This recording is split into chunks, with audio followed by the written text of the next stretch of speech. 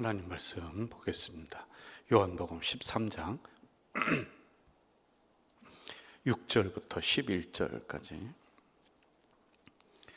요한복음 13장 6절부터 11절까지 보겠습니다.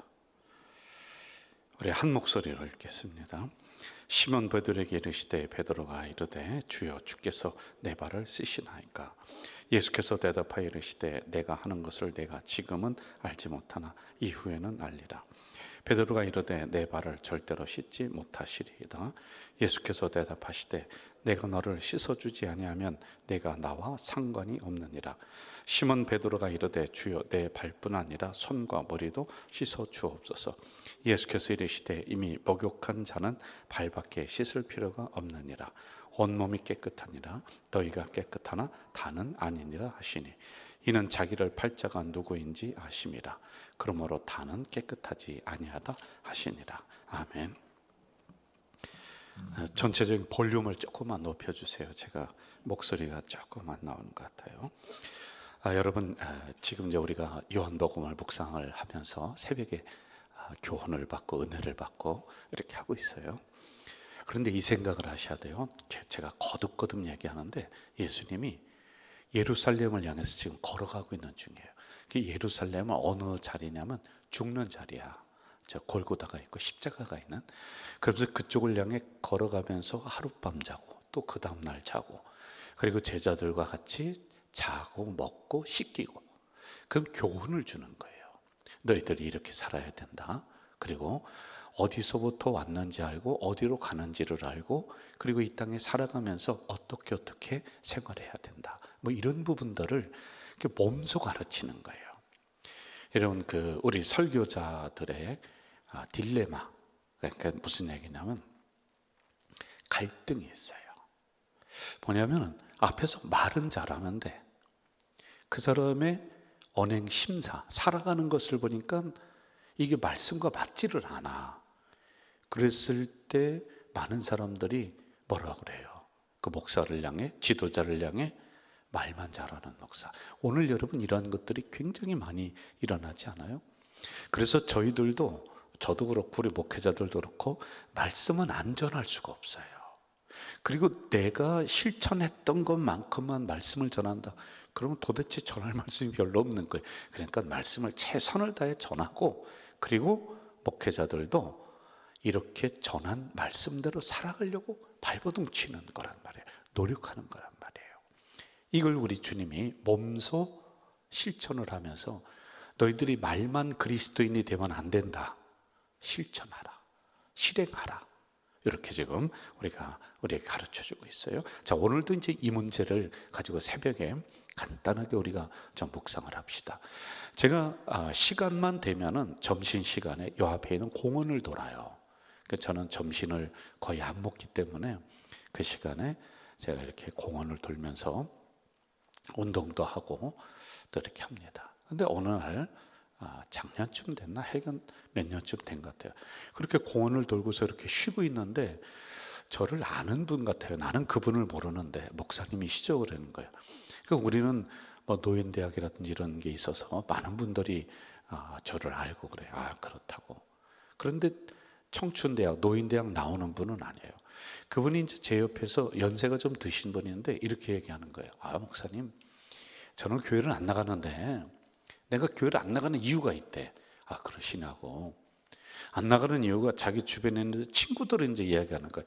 내 친구 누가 있는데 그러면 교회 열심히 다녔는데 돈 떼먹고 도망갔대. 누구 옆에 있는 어떤 그 아주머니, 내가 잘 아는 할머니인데 그 사람은 동네에서 맨날 쌈박질하는데 1등이래.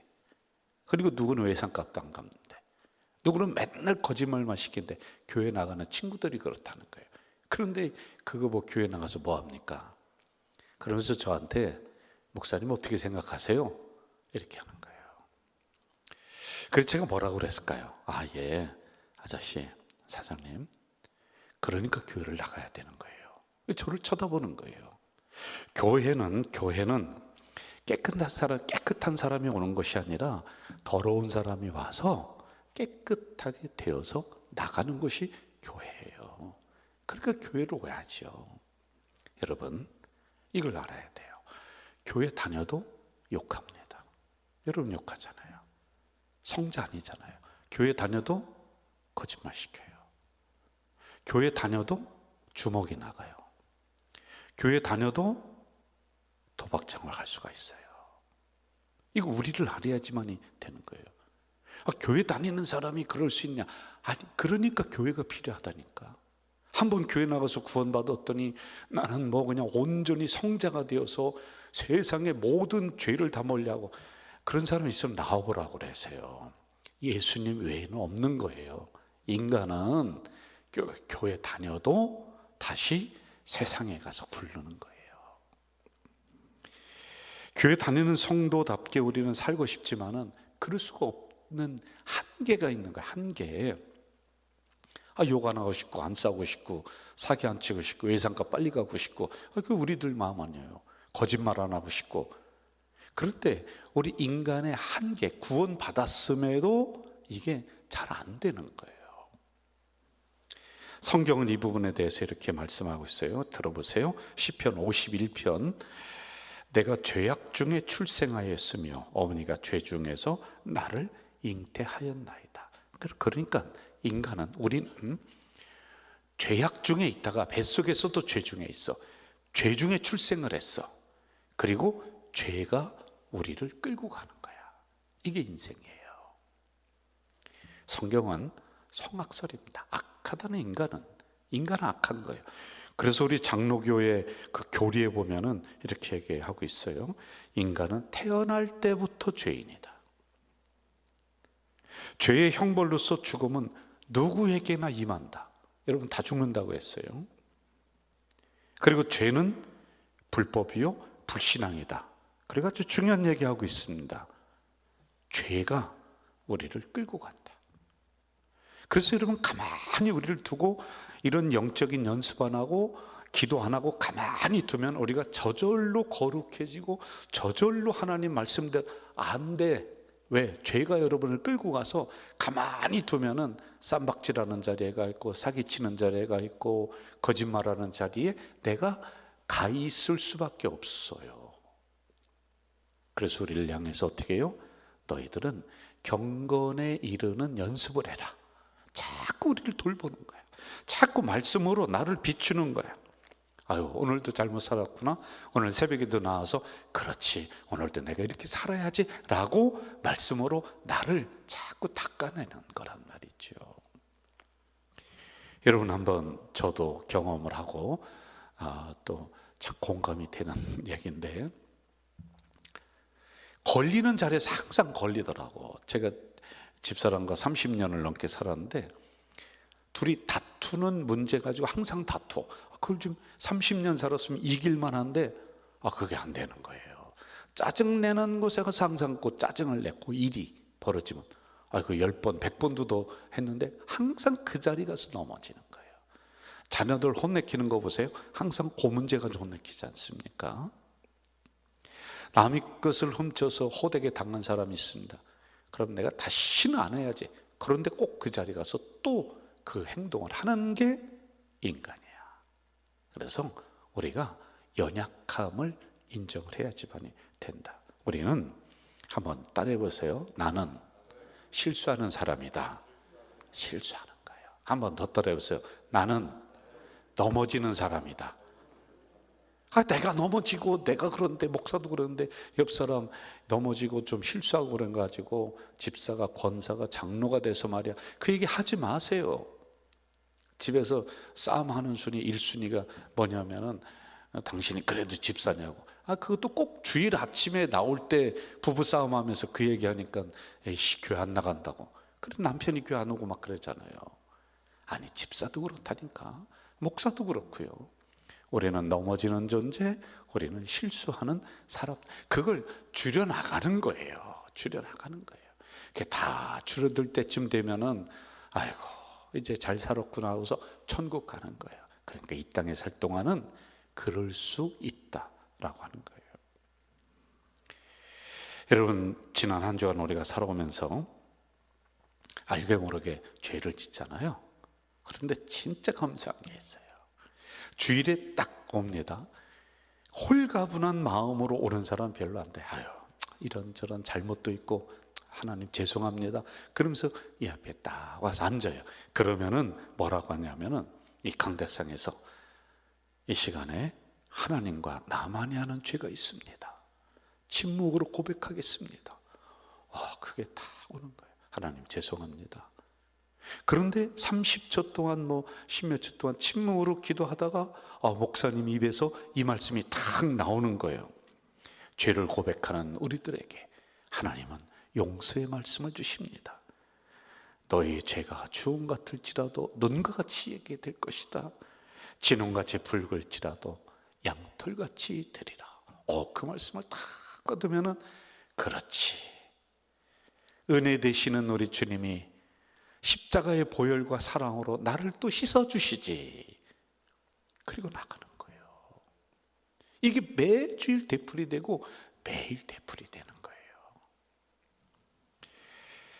자, 오늘 말씀으로 이제 이 전제 조건을 가지고 들어가 봅시다. 6절 같이 읽어봐요. 시작. 시몬 베드로에게 이르시되, 다시 시작. 시몬 베드로에게 이르시니 베드로가 이르되 주여 주께서 내 발을 씻으나이까.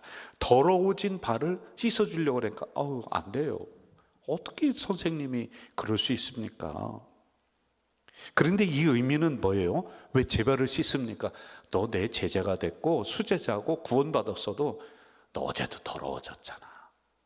그저께도 형제들과 싸웠잖아. 그러니까 내가 네 발을 씻어준다. 이것은 용서의 말씀이에요. 그래서 어제 제가 얘기했죠. 복음은 용서야. 씻어주시는 거예요. 이 말씀인 거예요. 자, 8절로 한번 봅시다. 제가 읽을게요. 베드로가 이르되 내 발을 절대로 씻지 못하시리이다. 예수께서 대답하시되 내가 너를 씻어주지 아니하면 내가 나와 상관이 없다. 씻어주지 아니하면 상관이 없다. 여러분, 이거는 두 가지 잘 들으셔야 돼. 뭐냐면 우리는 항상 더러워진 발을 가지고 살아가는 존재. 예수님은 오시기만 하면, 여러분이 오기만 하면 씻어주시는 분, 용서하시는 분. 똑같은 죄를 전 괜찮아. 7번씩 70번일지라도 오기만 하면 용서하는 게 십자가의 은혜. 이걸 얘기해 주고 있는 거예요. 찬송가 287장 예수 앞에 나오면 죄사함 받으며 주의 품에 안겨 편히 쉬리라. 우리 주만 믿으면 모두 구원 얻으며 영생 복락 멸류관 확실히 받겠다. 예수 앞에 나오면 죄사함 받는다는 거예요. 저는 우리 성도들이 한 주간의 삶이 어떻든지, 어제의 삶이 어떻든지 이 시간에 주님, 제가 나왔으니 제 발을 또 씻어주세요. 제 마음을 좀 닦아주세요. 그러면 오늘도 이렇게 살아가는 이런 성도들 돼야 되잖아요. 자, 9절로 가봅시다. 9절 같이 읽을까요? 시작. 시몬 베드로가 이르되 주여 내 발뿐 아니라 손과 머리도 씻어주옵소서.